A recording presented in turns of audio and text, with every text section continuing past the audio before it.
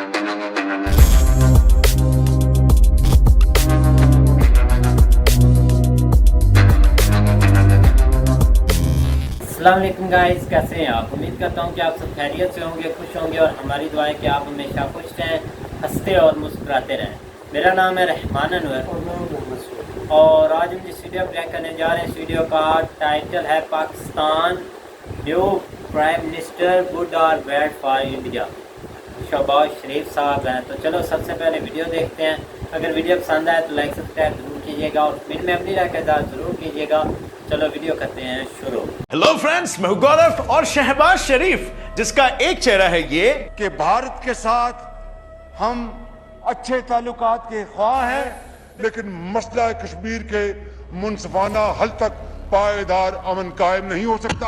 ये और ये, तो वहीं पर दूसरी तरफ उसका दूसरा चेहरा है ये और ये भी। एंड उनके यही दो चेहरों की वजह से यह सवाल उठता है कि पाकिस्तान का नया पीएम इंडिया के लिए आखिर कैसा है। वेल, लेट्स फाइंड आउट कौन कितना अच्छा है और कौन कितना बुरा है, जिसे मोलने के लिए बाय द वे किसकी सोच कितनी अच्छी है वो हमें तोलना पड़ेगा, क्योंकि कोई भी व्यक्ति अपनी सोच यानी कि अपने इंटेंशन से ही सारे कार्य करता है। And as you know, intentions are more powerful than action itself. So बात करते हैं शहबाज शरीफ की इंडिया को लेकर सोच आखिर कैसी है। वेल, हमेशा की तरह इस सवाल का भी जवाब इतना आसान नहीं है, क्योंकि उनकी सोच अच्छी भी है और बुरी भी। सो केस नंबर 1, शहबाज शरीफ की इंडिया को लेकर सोच अच्छी क्यों है। वेल, उनकी 3 हरकतें स्पेसिफिकली उनकी अच्छी सोच को दर्शाती है, विच इज अच्छी सबूत का पॉइंट नंबर 1। साल 2013 में शहबाज भारत पधारे थे। वो फॉर्मर पीएम मनमोहन सिंह जी के साथ पंजाब में बसे अपने एंसेस्ट्रल विलेज जटी उमराह चले गए, जहां पर उन्होंने दोनों देशों के हित के लिए यानी कि इंडिया के भी अच्छे के लिए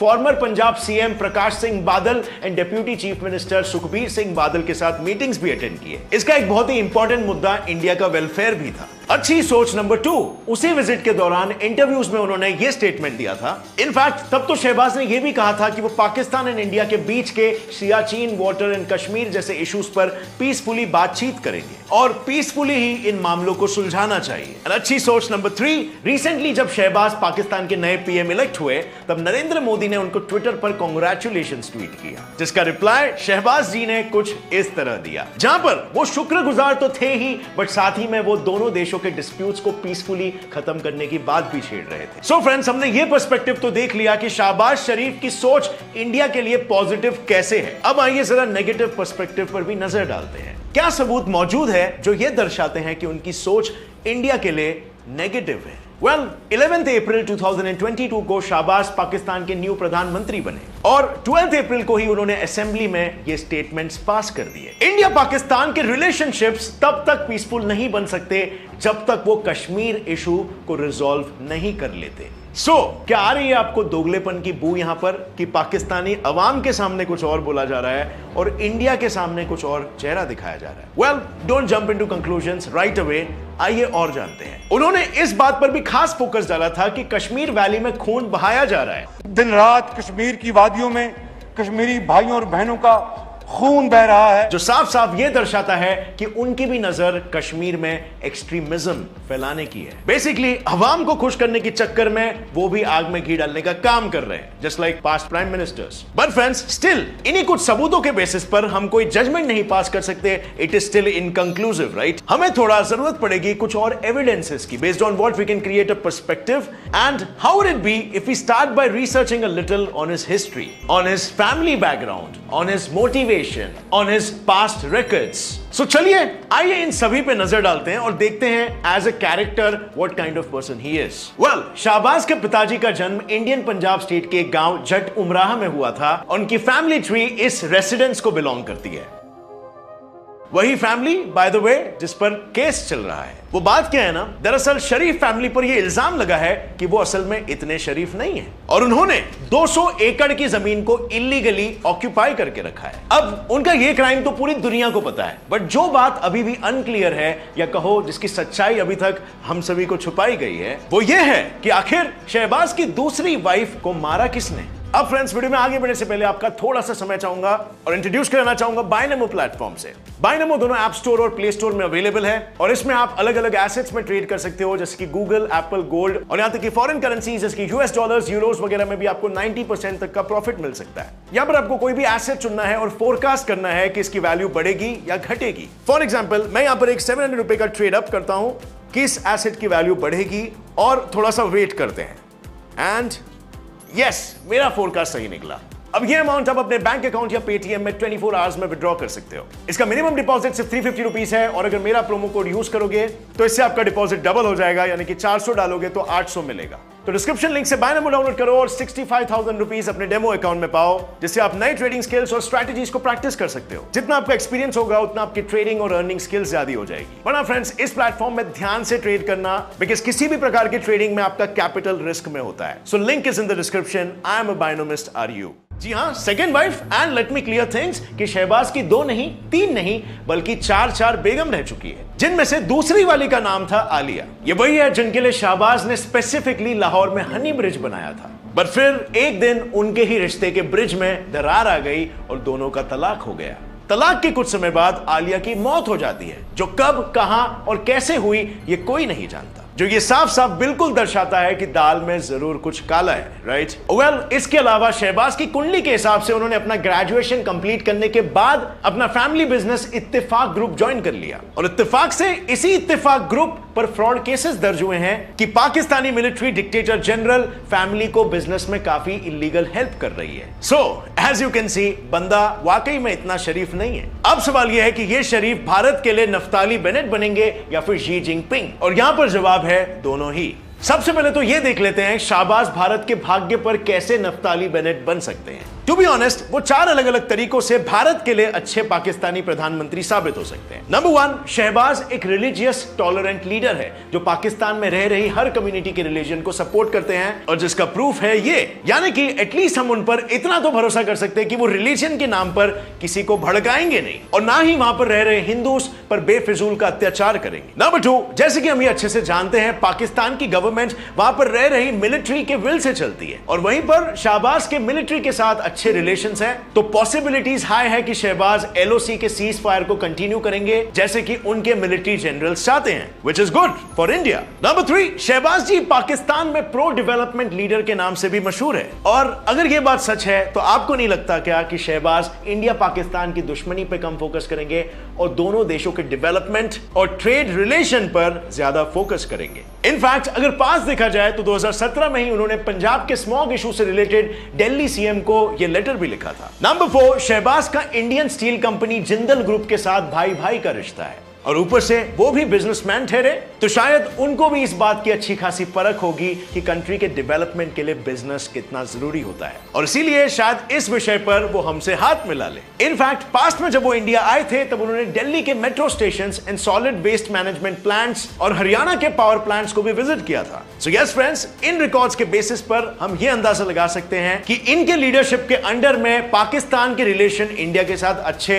हो सकते हैं। अब आइए जरा इस पर्सपेक्टिव पर भी नजर डालते हैं कि क्या अगर शहबाज इंडिया के लिए शी जिनपिंग बन गए तो। अब फ्रेंड्स, इस बात से तो पूरी दुनिया वाकिफ है कि जब जब इंडिया ने पाकिस्तान के सामने दोस्ती का हाथ बढ़ाया है तब तब पाकिस्तान ने इंडिया के पीठ के पीछे छुरा घोंपा है। 1999 में जब अटल जी पाकिस्तान में मुलाकात करने गए थे तो यहां पर कारगिल वॉर चालू कर दिया और 2015 में जब मोदी जी लाहौर गए थे तब पठानकोट में टेररिस्ट अटैक्स हो गए थे। So basically what I am trying to say is, क्या गारंटी है कि इस बार यही हरकत पाकिस्तान नहीं करेगा? क्योंकि अगर देखा जाए तो न्यू प्रधानमंत्री के भी उन्हीं टेररिस्ट के साथ तार कहीं ना कहीं जुड़े हैं और इस केस में शहबाज भारत पर 3 तरीकों से इंडिया के लिए बुरा साबित हो सकता है। सबसे पहला ऑब्वियसली टेररिज्म। 2018 इलेक्शंस में शहबाज का मेन एजेंडा यही था कि कश्मीर पाकिस्तान का पार्ट होना चाहिए और तो और इस बात से भी मुंह नहीं मोड़ना चाहिए कि शहबाज के कनेक्शंस लश्कर-ए-तैयबा के फाउंडर हफीज सईद के साथ है।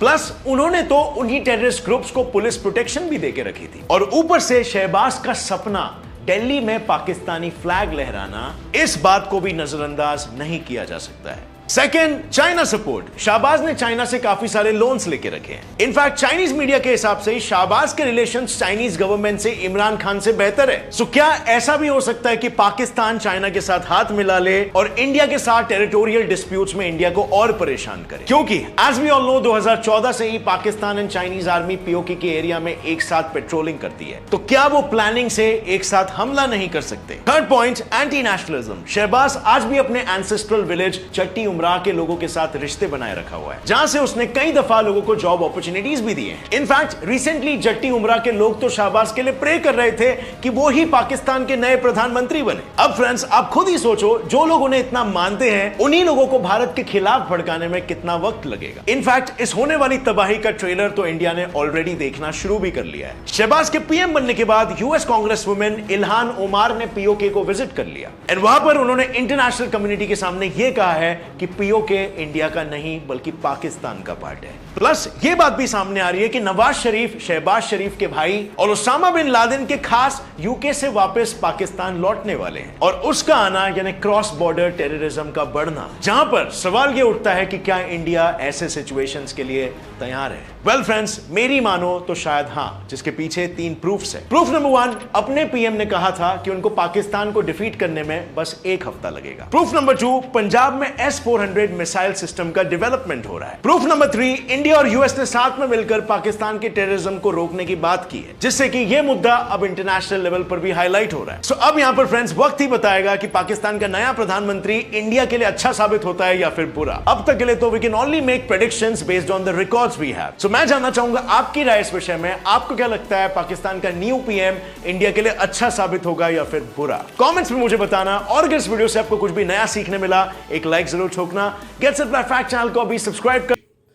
हाँ जी गाइस, तो जैसा कि आप वीडियो देख रहे थे, तो वीडियो भी काफ़ी इंफॉर्मेटिव थी भाई गौरव की, और उन्होंने काफ़ी फैक्ट्स हमारे सामने रखे हैं। तो यहाँ पर सबसे पहले आप भाई बताएं कि नवाज शरीफ साहब तो खैर अब नहीं रहे, वो तो नहीं है भाई मेरे तो यार रोज आपको बोलता हूँ कि इमरान खान अब नहीं रहे, ये बात करने का क्या मकसद है भाई? मैंने आप ये बोल सकते नवाज हैं कि शरीफ बोला हमारा है, प्राइम, अच्छा नवाज शरीफ बोला है। मैंने बोला नवाज शरीफ तो नहीं है, वो भी अभी जिंदा ही है, जिंदा ही है, ये रह बात नहीं तो- वो ये तो। आप आदत छोड़ देना।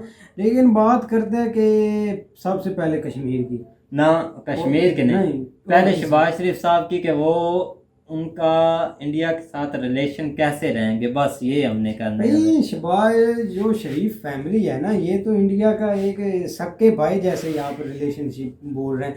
जो आप ये बयानबाजी करते हैं, ये तो एक सोशल मीडिया की हद तक होता है कि हम बयानबाजी कर लें। और रही बात कि शहबाज शरीफ ने बोला था कि ये हर एक की आदत है, चाहे इंडिया हो चाहे पाकिस्तान, उधर का पॉलिटिक्स हो, उसने अगर इक़्तिदार में आना तो इधर एंटी पाकिस्तान बन जाता है, हम पीओके लेंगे। मेन इसका टारगेट इन दोनों कंट्रियों का ये होता है कि वो बोलते हैं कि हम कश्मीर लेंगे, वो बोलते हैं कि हम पीओके वापस ले लेंगे। ऐसे इलेक्शन के दौर में 2-3 बढ़ के मारी और फिर बोला ठीक है भाई, बस रफा दफा मामला कर देते हैं, और लेता कोई भी ना, किसी में हिम्मत है इतनी लेने की। और रही इनकी रिलेशनशिप की बात, ये बहुत क्लोजली हैं आपस में, ऐसे ही है ना। तो बात पहले मैं क्या बात करना चाहता था, कश्मीर मुद्दे, कश्मीर मुद्दा वो तो कर दिया ना ये लेंगे ना वो लेंगे। लेकिन जो बात मोदी साहब ने बोला था कि हम 1 हफ्ते में पाकिस्तान को ऐसा कर देंगे, 1 वीक, ये गलती काफ़ी बड़ी ताकतों ने की है। हिटलर की फ़ौज ने भी की थी, वो भी बोलते थे कि हम 1 हफ्ता में 7 दिन में रशिया को अटैक कर देंगे और कब्ज़ा लेंगे। लेकिन वो नाकामी उनकी हुई। अफ़गानिस्तान में देख लें, वियतनाम में देख लें, तो वैसे बातें क्यों नहीं होती ना। इधर हालात हैं कुछ पॉलिटिक्स की वजह से ख़राब चल रहे हैं, लेकिन इतना कमज़ोर ना समझे कि हर बंदी कमज़ोर है। ये एक पॉलिटिक्स की हद तक किया है, और इन्होंने आपस में लड़ कर इन्होंने सही हो जाना है। इधर नवाज शरीफ और शहबाज शरीफ और जरदारी बिलावर सब इकट्ठे हो चुके हैं, तो और इनको क्या चाहिए? और भी क्रिमिनल इन्होंने होनी है इकट्ठा। भाई मेरी सबसे पहले आप बात सुने, जो आप शहबाज शरीफ साहब है ना, बिल्कुल वो अच्छे ताल्लुकात इसलिए चाहते हैं कि भाई इसमें पाकिस्तान का फ़ायदा है, हमारी तिजारत भाई बहाल हो, और इससे पाकिस्तान को बहुत ज़्यादा फ़ायदा है। अगर आप इस चीज़ को भाई देखें तो ठीक है ना, अगर इस चीज़ को आप समझें तो, क्योंकि हमारे जब से उधर से तिजारत बंद हुई है, इससे भी हमें काफ़ी लॉस हो रहा है। क्योंकि वही चीज़ें हमारे पाकिस्तान में आ रही हैं लेकिन ऊपर से घूम कर आ रही हैं और हमें बहुत महंगी पड़ रही हैं। ठीक है, इसीलिए वो ये चाहते हैं कि हमारे रिलेशन अच्छे, और ये एक मजबूरी समझें कि हर एक बंदा जो भी आया उसने कश्मीर का मुद्दा ज़रूर उछाला है, चाहे वो प्राइम मिनिस्टर है, यार जो ये हर एक को मुद्दा बनता है ना यही भाई। उठाते हैं ना अपने फायदे के लिए कि लोगों का एक जहन में ये दिमाग में बात डालते हैं कि वाकई इस बंदे ने भाई कश्मीर ले लेना, जो कश्मीर पर जुल्म हो रहा है वो इसने निपटाना है। लेकिन कुछ जब इकदार में आते हैं तो उसकी कोई भाई केयर ही नहीं करता, ना कोई बयानबाजी करता ना बोलता है, बस वोटिंग लिए और अपना इकदार संभाला। लेकिन बात रही कि ना पाकिस्तान उधर से कश्मीर ले सकता है, पाकिस्तान शायद ले ले, चांस हैं लेकिन आप तो हालात नजर आ रहे हैं, मुझे कुछ भी कुछ नहीं नजर आ हालात रहा, नहीं ठीक है नजर, ना? लेकिन आप तो आपको एक छोटी सी बोलते ना, एक चूंटी सी वो भी नहीं कश्मीर की ले सकते, एक बूटा नहीं आप उधर से पट कर उधर लगा भाई सकते। ये आप आप अपनी खुश फहमियाँ छोड़ दे, मैं आपको रोज ये चीज समझाता हूँ। अब आपको कुछ बड़ा सोचने की चाहिए कि हम आगे कैसे जा सकते हैं। ये जो कश्मीर है ना, ये तो हम भाई पैदा हुए थे तो जब अपना होश संभाला है तब से मसला है कश्मीर सुनते आ रहे हैं। पता नहीं ये क्या चीज़ है और क्या नहीं, हमें खुद नहीं समझ आती। लेकिन कुछ और भी इससे आगे बढ़कर देखें कि भाई दुनिया चल कैसे रही है। इस चीज़ का किसी का इस चीज़ से लेना देने नहीं है कि भाई दुनिया क्या कर रही है, वो कैसे आगे बढ़ रही है, इनको पता ही नहीं। जब भी भाई इनके मुंह से एक ही लफ्ज़ सुन लो कश्मीर है, गुलाम है। अब तो एक और मुद्दा मिल गया अमेरिका हम पर, भाई हम अमेरिका के कोई गुलाम है, बस ये देख लें। और इनको कुछ भी नहीं मिलता, नहीं कोई लेकिन अब दोस्त नहीं, बात ना रही नई ना चीज़ कि भाई। पहले एंटी अमेरिका इंडिया थे, लोगों को इधर इंडिया के खिलाफ बहुत किया, लेकिन अब अमेरिका की तरफ इन्होंने रुझान कर लिया। इसराइल तो पहले ठीक है, वो इसराइल का क्या, ये तो इनकी चलती रहेगी, क्या बिगाड़ लेंगे, ये कुछ नहीं बिगाड़ सकते इसराइल का ना। वो तो करते रहेंगे जी, या तो है ना उन पर अटैक और ऐसे बयानबाजी पर क्या होता है, कुछ कर दिखाओ। अब भाई कुछ क्या करना है, ऐसे पहले लोगों के अपने आप ज़हन को में- सेट करना चाहिए। पहले इस काबिल तो अपने आप को बंदा बनाए कि हम किसी पे जाकर अटैक कर सकें। हम अपना नहीं, अपना घर चलता नहीं और दूसरे के घर जाकर हम भाई उनको मशवरे देते हैं, आप ऐसे नहीं ऐसे कर लो, ठीक है ना। लेकिन बल्ले नहीं नहीं, डेला ते मेला वेखन शहबाज चले शरीफ धमकी शहबाज शरीफ धमकियाँ भी बहुत देता। आज ही उसने ऐलान किया था कि वो ईद करेंगे LOC पर, शायद उधर से ही अटैक कर दे इंडिया पर। और नहीं भाई ऐसा कुछ भी नहीं ईद करने जा रहा है LOC पर। चलो खैर करनी चाहिए ईद। तो उम्मीद करते हैं कि गाइस आपको वीडियो पसंद आएगी। अगर पसंद आए तो लाइक सब्सक्राइब जरूर कीजिएगा और कमेंट में अपनी राय का इज़हार जरूर कीजिएगा। अल्लाह हाफ़िज़।